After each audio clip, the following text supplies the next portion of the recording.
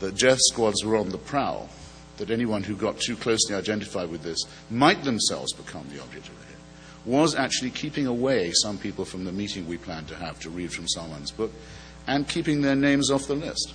They said, no, I don't want to sign. And I tell this story in my upcoming memoir. I don't want to say anything at all to undermine the memory of Arthur, but there was a crisis with him. And he said, you know what, you probably don't need me. After all, I'm Jewish. It would only attract attention. It would change the subject. It's amazing how persuasive fear can be. You can always think of a good reason. I'll behave better next time. Maybe this isn't such a crux after all. And I remember thinking, this really is for me a moral and intellectual and personal crisis, because if the author of The Crucible has decided that this is an appointment he's reluctant to keep, then we're all in very grave trouble. But, of course, the story has a happy ending, and Arthur came through very well, as did a number of other people who'd hesitated. But I'll never forget that week and what I learned about how fragile, how tenuous the commitment of the society to its basic values often is, and how easy it is to panic people into betraying them. And I'll stay with this trope, if you don't mind, because I think it's back, and I think the rot is spreading. And I think it began this present phase about exactly 5 years ago, when a small newspaper in the Jutland area of Denmark, called Jyllands-Posten, published some, you'll know about this, some cartoons, better to say caricatures actually, of the figure of the Prophet Muhammad, who it's wrongly thought cannot ever be represented in art. There are several Islamic representations of him, particularly in Persian culture, oddly enough. It's not a prohibition that is of any great value or of any great force, though it's believed to be by people who like to find cultural reasons, as they often do, for political cowardice and moral cowardice. At any rate, you know the sequel. There was an organized attempt to destroy the Danish economy by boycott, coordinated by some very extreme mullahs in Denmark with some partners of theirs in other countries. There was an open season on Danish people, many of whom were attacked in other countries. By the end of it, we think at least 300 people were killed, and not all of them Danish, in different countries. There were riots between Muslims and Christians in Nigeria, in countries where demonstrations are never normally allowed at all and where the police control everything, such as Syria. Large crowds were allowed to burn down the Danish embassy without any apparent police intervention.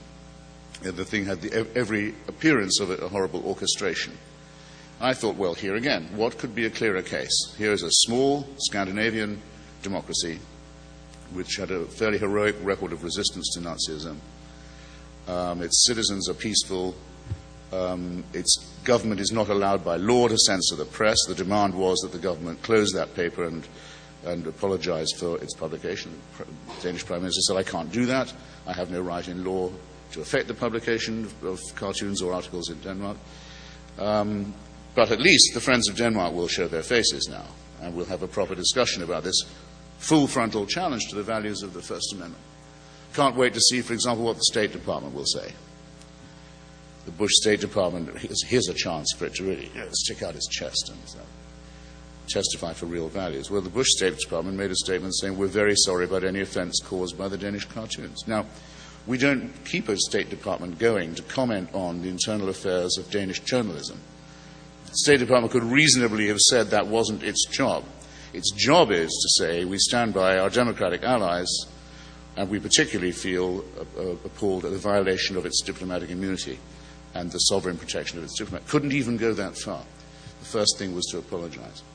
Well, that's bad, but I'm not a diplomat. I live in Washington, but I'm not a politician.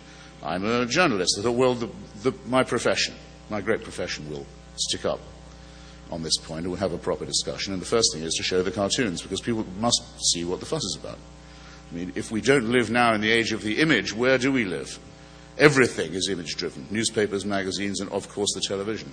Everything is to do with the pictures themselves, the ipsissima. Not one outlet in the United States would publish or show those cartoons. Not one network, not one national newspaper, not one news magazine. I couldn't even get them on in my column in Slate, which is online, though you could in the end go by link to find them, but the magazine itself wouldn't take responsibility to do it. a small magazine I worked for, Skeptical, it's called the Skeptical Inquirer, secular magazine. It's not called Skeptical Magazine, it's called Free Inquiry. Pardon me, there are two I work for. Free Inquiry did publish them. I don't know if our circulation is even in 5 figures, but the bookstore chains immediately pulled all copies of our magazine from the shelves. And this was in response to no threat. It was in response to no pressure. It was in response to no danger at all. It's what, when I was a kid, we would say was crying before you were hurt. But I thought then, and I think now, it was a terrible capitulation. There wasn't anyone in the United States who would say, look, first order of business, let's see what the fuss is about. What do these pictures really look like? No one would take that responsibility. And nobody said it was for any other reason than fear. I know these people. I know these editors. I work for some of them. Why didn't you do it? What were you afraid of? We were afraid of reprisal. Well, of what value is your First Amendment? Of what value is the enormous money that you make out of free expression? The giant revenues that are to be made in a country that enjoys the right of free publication, if it won't be defended at the very first challenge. You think it can't get worse? Yes, it can. Yale University Press, which is run by someone who used to be a publisher of mine but won't ever be again, called John Donachich, decides to commission a book by a Danish scholar on the Danish cartoons, a learned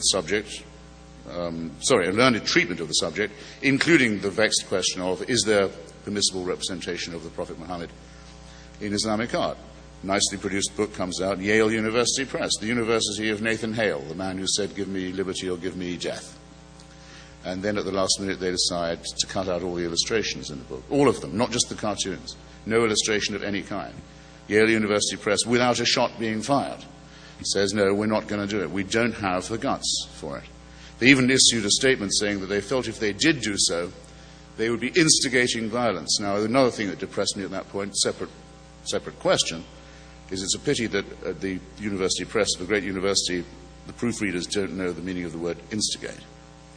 To instigate something is to try and make it happen. It's equivalent to saying incitement. It's saying you're trying to stir something up. It is your aim that there be violence if you instigate it. In the passive use of the word, they made themselves responsible for any action taken of a criminal nature, criminally violent nature, by the publication of the book, which has two bad effects. One, it runs away and it deprives the readers, as well as the author of the book, of the right to discuss the matter freely. And second, in advance it excuses the criminal activity, because after all, it can't be their fault. It's ours for showing the pictures. It's ours for printing the book. It's ours for having Salman as an author in our midst. It's our fault. And so there's an indemnity given in advance to the men of violence. That's therefore a double insult, if you like, to the principles of civilization. And it goes on. You'll probably remember on New Year's Eve, we were preoccupied at that point by the so-called Christmas bomber who nearly brought down a full civilian aircraft from Amsterdam over the city of Detroit. But a few nights later, on New Year's Eve, one of the authors of one of those cartoons, a man called Kurt Westergaard, a 79-year-old man who was having a sleepover with his granddaughter in Copenhagen, one of the quietest, calmest, sweetest towns you can ever hope to see, has his door broken in with an axe by a wanted Somali gangster who's come to kill him and his granddaughter with an axe on New Year's Eve. And if he hadn't managed to lock himself in the bathroom and press a panic button, they'd both be dead. And Mr. Westergaard, you'll be interested to hear, has since been let go by his magazine as someone who it's too much trouble to keep on the staff. It's just happened a couple of weeks ago. It's all very well to stick up for free speech, but there are limits, and you can't have someone embarrassing you by having his granddaughter and himself attacked on New Year's Eve. It gets around. You look bad. You think it couldn't happen here? Well, I've already told you it could, and has with the cartoon case. And then, I hope it won't have escaped your attention that last week, the channel on American television that above all prides itself on saying that the answer to the question, is nothing sacred, is always no. Where there is no cow that cannot be smacked around and abused. Comedy Central decided that discretion was by far the better part of valor, and of all things to cave in on. And of all the examples we could set to the smart and wised-up American youth who like to watch it, South Park is told you can't make a teddy bear joke involving the Prophet Muhammad. And so irreverence central, no holds barred central, gives in without a fight, or let's say not without a fight. Let's give them some credit.